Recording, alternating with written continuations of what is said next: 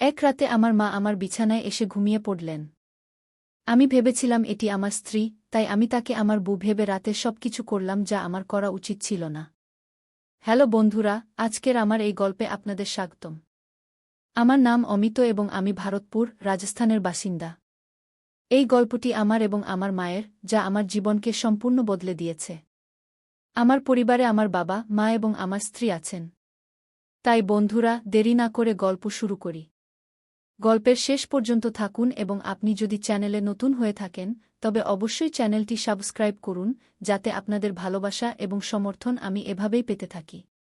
তো বন্ধুরা, এটি 2 বছর আগের কথা, যখন আমার বিয়ে হয়েছিল মাত্র কয়েকদিন আগে এবং আমাদের জীবন একদম সুখে শান্তিতে কাটছিল।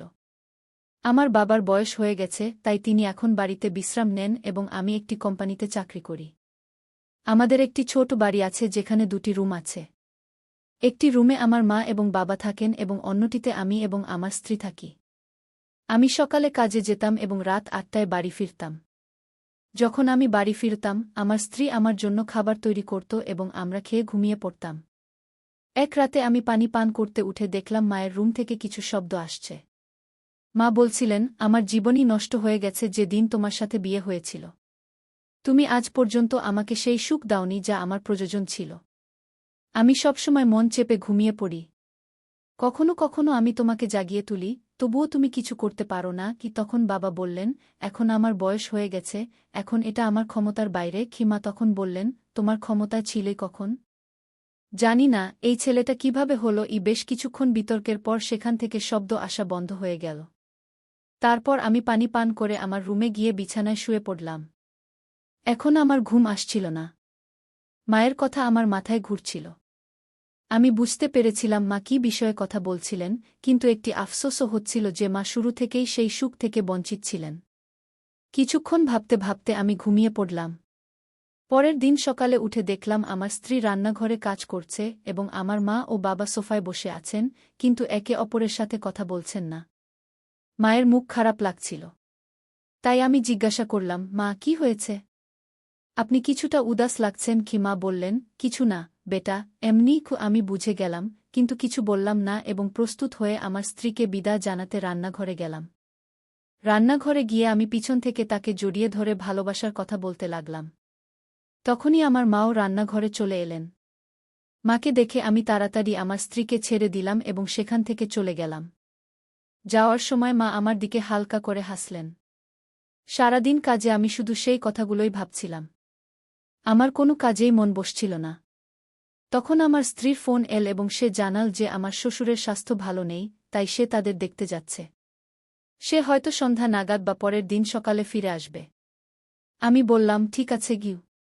রাতে কোম্পানিতে বেশি কাজের কারণে আমাকে দেরি পর্যন্ত কাজ করতে হয়েছিল এবং বাড়ি ফিরতে ফিরতে রাত 11টা হয়ে গেল। যখন আমি বাড়ি পৌঁছালাম, দেখলাম আমার মা বাইরে সোফায় বসে আছেন। আমি জিজ্ঞাসা করলাম, মা, আপনি এখনও জেগে আছেন? মা বললেন, হ্যাঁ বেটা, তোমারই অপেক্ষা করছিলাম। আমি বললাম, মা, আমি তো বলেছিলাম আমি দেরি করে আসব, আপনারা ঘুমিয়ে পড়বেন কি? মা বললেন, ঘুম আসছিল না বেটা। তারপর মা বললেন, বেটা, রোজ তো তোমার স্ত্রী দুধ পান করায়, আজ আমি পান করিয়ে দিই কি? মায়ের এই কথা শুনে আমি তার দিকে তাকালাম। আমার মনে হলো তার চোখে একটি অদ্ভুত ভাব ছিল, যেন তিনি আমাকে কোনো অদ্ভুত সুখের সন্ধানে আছেন। তারপর মা বললেন, তাড়াতাড়ি দুধ পান করো বেটা। আমি দুধ পান করলাম। দুধ পান করার 5 মিনিট পর আমার খুব তীব্র ঘুম পেতে লাগল এবং আমি সেখানেই ঘুমিয়ে পড়লাম। রাতে ঘুমের মধ্যে আমি কিছু অনুভব করছিলাম, কিন্তু গভীর ঘুমের কারণে আমি ভেবেছিলাম এটি হয়তো আমার স্ত্রীর হাত। তারপর আমি ঘুমিয়ে পড়লাম। সকাল 4টায় হঠাৎ আমি বাথরুম করতে উঠলাম। যখন আমি লাইট জ্বালালাম, দেখলাম আমার মা আমার পাশে ঘুমিয়ে আছেন। এটি দেখে আমি হতবাক হয়ে গেলাম এবং ভাবতে লাগলাম, তাহলে সেই হাত কি মায়ের ছিল? এখন আমার মন অস্থির হয়ে উঠল এবং আমার ঘুম আসছিল না। আমি সত্যিই ভাবছিলাম যে শেষ পর্যন্ত মা আমার সাথে এমন কিভাবে করতে পারেন। কিছুক্ষণ পর সকাল 5টা হয়ে গেল। তখন মা চুপচাপ উঠে আমার রুম থেকে বেরিয়ে গেলেন। এখন আমার মনে নানা রকম চিন্তা আসতে লাগল এবং আমার চোখে ঘুম এল। সকাল 7:30 আমার মা আমার জন্য চা নিয়ে এলেন এবং আমাকে জাগালেন। আজ আমি তার মুখে এক ভিন্ন ধরনের খুশি দেখতে পাচ্ছিলাম। তিনি আমার দিকে তাকিয়ে হাসছিলেন। তাকে এভাবে দেখে আমি কিছুটা ঘাবড়ে গিয়েছিলাম। আমি ভাবছিলাম রাতে কি ঘটেছে জানি না, কারণ আমি দুধ খেয়েই ঘুমিয়ে পড়েছিলাম। ঠিক তখনই আমার ফোনে আমার স্ত্রীর কল এল এবং তিনি স্পিকার অন করে দিলেন। ফোন তুলতেই আমার স্ত্রী বলল, কেমন মা, আমার আইডিয়া কাজ করল কি না? তখনই মা বললেন, হ্যাঁ, খুব ভালো হয়েছে। আমি এখনই তার পাশে আছি এবং সেও শুনছে কি। তখন আমার স্ত্রী বলল, কেমন মা, কেমন ঘুম হলো আপনার সঙ্গে? এ কথা শুনে আমি আরও বেশি হতবাক হয়ে গেলাম এবং ভাবতে লাগলাম যে আমার স্ত্রীও এই ব্যাপারটি জানে এবং এটা তারই পরিকল্পনা। আমি কিছুই বুঝতে পারছিলাম না। তখন মা বললেন, বেশি ভেবো না বেটা, রাতে তেমন কিছুই ঘটেনি যেমন তুমি ভাবছ। আসলে তোমার স্ত্রী বলেছিল যে তোমাকে একা থাকতে অস্বস্তি হয়, তাই তোমাকে জায়ফল দেওয়া দুধ দিই এবং তোমার পাশেই শুয়ে থাকি। তাই আমি তোমাকে জায়ফল দেওয়া দুধ পান করালাম এবং তোমার খেয়াল রাখার জন্য এখানেই ঘুমিয়ে পড়লাম। কে এ কথা শুনে আমার প্রাণে প্রাণ এল এবং কিছুটা লজ্জাও হচ্ছিল।